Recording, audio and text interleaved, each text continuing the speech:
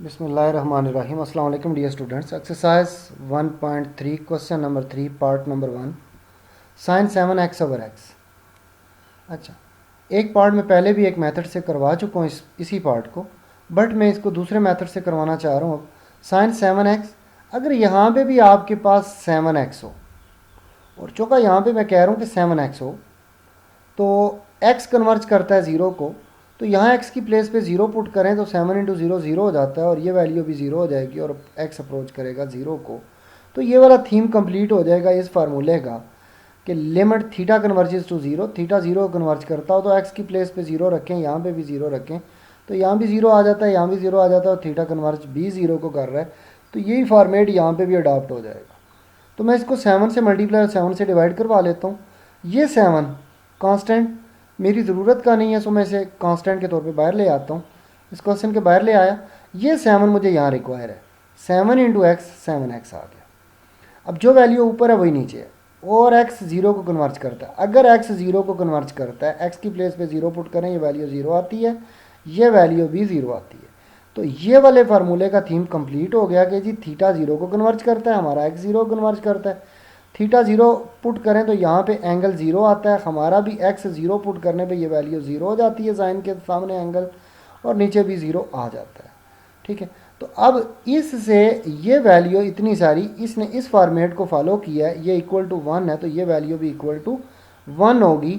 बाहर 7 है वो 7 एज इट इज़ रहेगा, 7 इंटू 1 7 आ जाएगा।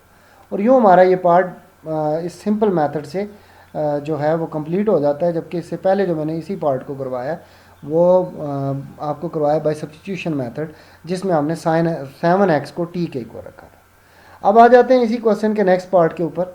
Limit x converges to zero sine x degree divided by x। First of all x degree का problem. x degree 180 degree किसके equal होता है? पाई रेडियन के।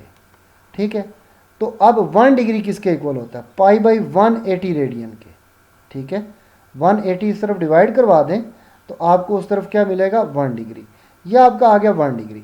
अब 1 डिग्री का प्रॉब्लम नहीं है मुझे, यहाँ पे प्रॉब्लम है x डिग्री का।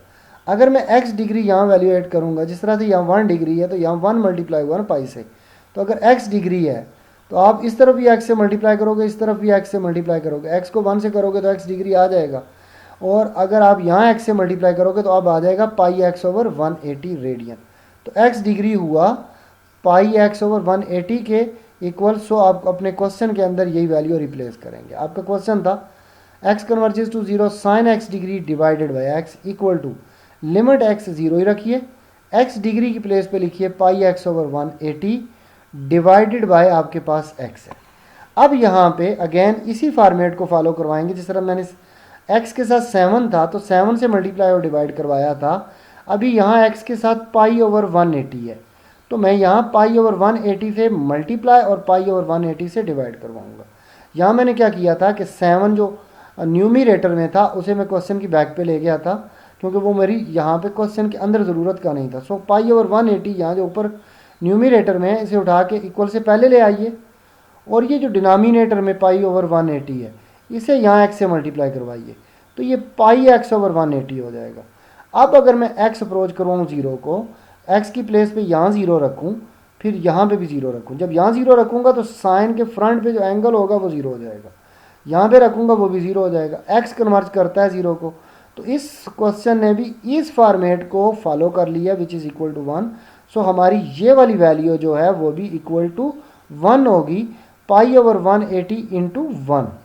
ठीक है, ये तो बाहर कांस्टेंट पड़ा हुआ है। इतने सारे क्वेश्चन ने इस फॉर्मेट को फुलफिल किया है जो कि 1 के इक्वल है। सो इसकी प्लेस पे हमने क्या लिखा है? 1।